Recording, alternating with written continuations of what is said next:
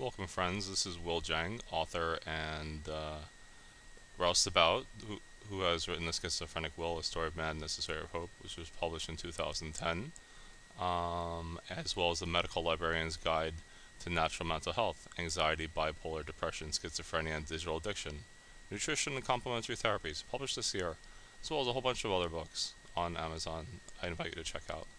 So today I wanted to show you a really cool resource on my website, my little author website. I have a bunch of feeds here that have the most recent information from some pretty good mental health websites. So over here we have scientific news about schizophrenia.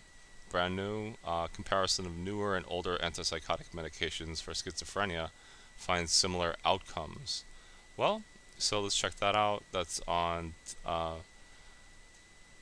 mnt.medicalnewstoday.com, and basically it shows that the comparison of newer and older antipsychotic medications for schizophrenia finds similar clinical outcomes.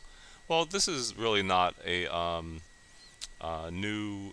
This is not new information. Basically, this talks about the atypical or newer generation of antipsychotic medication versus the older antipsychotic medications such as Haldol and extended release. So I would say that that kind of is information we already knew from like Katie phase 2, which found that clozapine was the most effective drug ever, followed by risperidone and olanzapine, and pretty much all the rest of the atypical antipsychotics and the typical antipsychotics were about the same, more or less. So this new information, where are we?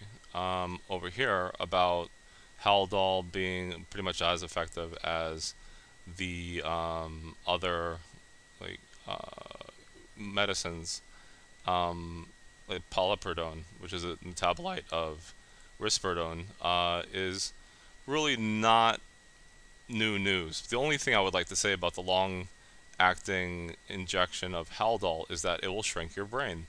Do not get on Haldol if you can avoid it. It's a good medicine for many people, but myself, being somebody who suffers from psychosis, I like every brain cell as large as possible. So yeah, so I just wanted to share that little clinical gem that this new news is pretty much old news.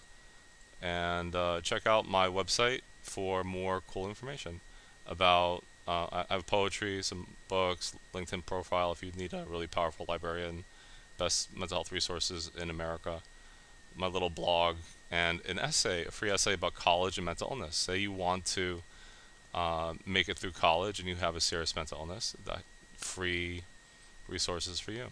And we have news about anxiety, depression, schizophrenia, bipolar, as well as some pretty cool video blogs that I'm doing now. And yeah, as well as the National Institute of Mental Health's main feed, which is pretty cool. If you like more like deeper science, important people in mental health, we got some interesting people here.